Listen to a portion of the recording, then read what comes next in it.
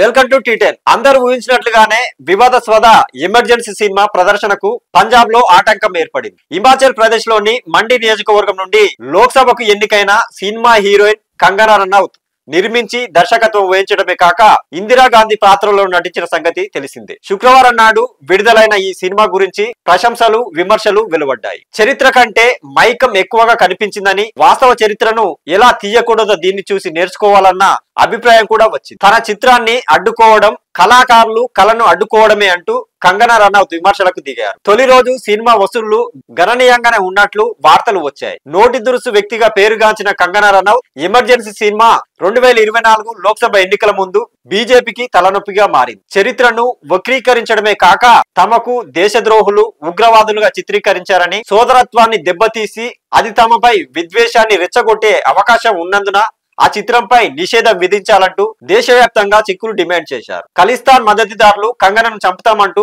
బెదిరింపులకు దిగారు. 2024 సెప్టెంబర్ 6న విడుదల తేదీని ప్రకటించిన కంగనా కొద్ది రోజుల ముందు సెన్సార్ ధృవీకరణ పత్రం రాలేదని ప్రకటించారు. మాజీ ప్రధాని ఇందిరాగాంధీ జీవితం, ఆమె ప్రధానిగా ఉన్నప్పుడు 21 నెలల అత్యవసర పరిస్థితి విధింపు తదితర అంశాల ఆధారంగా ఈ సినిమా తీస్తున్నట్లు గతంలో ప్రకటించిన సంగతి తెలిసిందే. 2024 ఆగస్టు 14వ తేదీన 2.43 నిమిషాల నిడివిగల ట్రైలర్ ను విడుదల చేయగా 50 లక్షల మంది చూశారని, కేవలం 461 మంది మాత్రమే ఇష్టపడ్డట్లు నమోదైనట్లు గతేడాది ఇండియా టుడే పేర్కొన్నది. ప్రతి ఒక్క ఓటును లెక్కించుకున్న బీజేపీ దేశంలో ఉన్న 3 కోట్ల మంది సిక్కులు ఉన్నందున వారంతా వ్యతిరేకిస్తారని భయపడింది. లోక్సభ ఎన్నికల తర్వాత కొన్ని రాష్ట్రాల అసెంబ్లీ ఎన్నికలు కూడా ఉన్నందున మొత్తం మీద ఏదో ఒక సాకుతో సినిమా విడుదల వాయిదా వేయించారు. గతంలో బీజేపీ మిత్రపక్షంగా ఉన్న అకాలీదళ్ కూడా సినిమా ప్రదర్శనను వ్యతిరేకించింది. వచ్చే నెలలో ఢిల్లీ ఎన్నికలు జరుగుతుండగా విడుదలైన ఈ చిత్రం మీద తలెత్తిన వివాదం ఎలాంటి ప్రభావం చూపుతుందో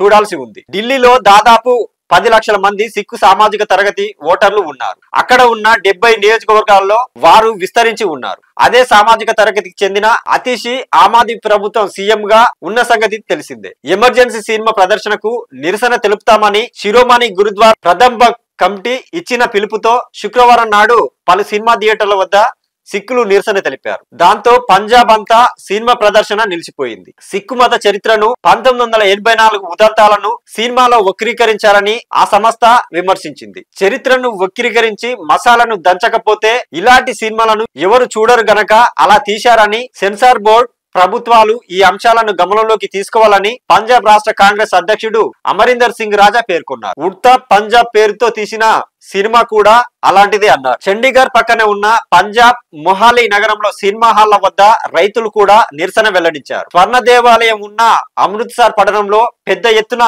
పోలీసులను మోహరించారు. ఎక్కడైనా అవాంఛనీయ ఉదంతాలు జరిగితే దానికి ప్రభుత్వమే బాధ్యత వహించాలని ఎస్జీపీసీ హెచ్చరించింది. రానున్న రోజుల్లో కూడా హాలు యజమానులు ఇదే వైఖరిని అనుసరిస్తే మంచిది, లేకుంటే నిరసనలు తీవ్రం చేస్తామని పేర్కొన్నది. సంస్థ న్యాయవాది అర్జిద్దర్ సింగ్ రాష్ట్ర ప్రభుత్వానికి, రాష్ట్ర ప్రభుత్వ కార్యదర్శికి రాసిన లేఖలో చిత్ర ప్రదర్శనను అడ్డుకోవాలని కోరారు. ఎమర్జెన్సీ చిత్రంలో ముఖ్యమైన చిత్రాలను నమోదు చేశారని, కంగనా ప్రతిభావంతంగా నటించారని బీజేపీ నేత మహారాష్ట్ర ముఖ్యమంత్రి దేవేంద్ర ఫడ్నవీస్ ప్రకటించారు. తన సినిమాను తిలకించి అభినందించినందుకు కంగనా కృతజ్ఞతలు తెలిపారు. రాజకీయాల ప్రతిపాదికన సామాజిక మాధ్యమాల్లో స్పందించి కొందరు కంగనాకు జాతీయ అవార్డు ఇవ్వాలని కూడా తెలిపారు. నాడు ప్రతిపక్ష నేతగా ఉన్నవారిని గొప్పగా చూపాలన్న విమర్శలు వచ్చాయి. ప్రధాని నరేంద్ర మోడీని స్వయంగా కలవాలనుకున్నాను, జరగలేదు. అంత మాత్రాన ఇతర ప్రముఖులు కలిస్తే నేనెందుకు కలవరపడతాను అంటూ కంగనా రనౌత్ తన ఉక్రోషాన్ని వెళ్లగక్కారు. శుభంకర్ మిశ్రా అనే జర్నలిస్టుతో పాడ్కాస్ట్ లో మాట్లాడుతూ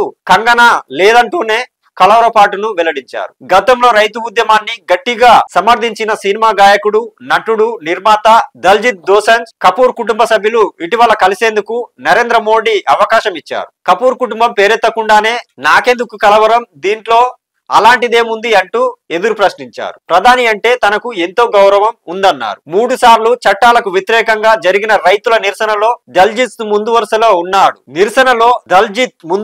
ఉన్నాడు. వారిని సమర్థించాడు అని కంగనా ధ్వజమెత్తారు. మరి అలాంటి వ్యక్తిని కలుసుకునేందుకు తీరిక లేకుండా ఉండే ప్రధాని అతని పాటలు వినేందుకు, సంగీతం గురించి చర్చించేందుకు కొన్ని గంటలు కేటాయించడం మిమ్మల్ని గాయపరచలేదా అన్న ప్రశ్నకు తనకు అవకాశం ఇవ్వకుండా దల్జిత్ను కలిసినందుకు తనకు ఎలాంటి కలవరం కలగలేదన్నారు. దీనికి కలవరపడవలసిందేముంది? ఆయనకు అందరూ సమానమే. సినీ రంగానికి చెందిన అనుపమ ఖేర్, మనోజ్ ముంతాషిర్ వంటి వారికి గతంలో ప్రధానిని కలిసే అవకాశం వచ్చింది. తనకు కొద్ది క్షణాలు మాత్రమే కలిసే అవకాశం వచ్చింది. ఇతరులు కలిసినందుకు నేను ఆశాభంగం చెందలేదు. నిజానికి నేనెప్పుడు ప్రధానిని కలవలేదు. ఎన్నికల ప్రచారం సందర్భంగా ఒక్కసారి ఆయనకు నమస్కారం పెట్టాను తప్ప మాట్లాడలేదు.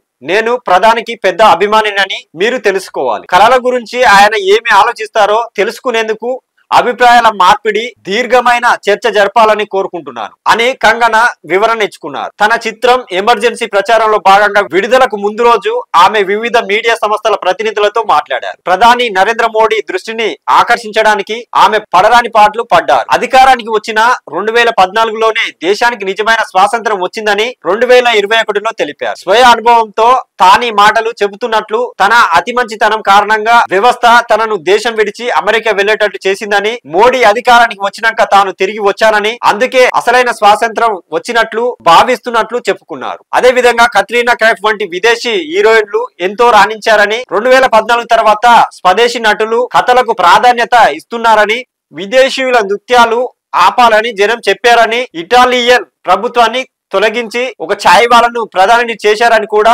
సెలవిచ్చారు. రైతు ఉద్యమాన్ని వ్యతిరేకించడమే కాక అందులో పాల్గొనే వారిపై పారేసుకున్నందుకు విమానాశ్రయంలో ఒక మహిళా కానిస్టేబుల్ చేతిలో చెంపదెబ్బ తిన్న సంగతి కూడా తెలిసిందే. ఇది ఇవాల్టి న్యూస్. చూస్తూనే ఉండండి T10.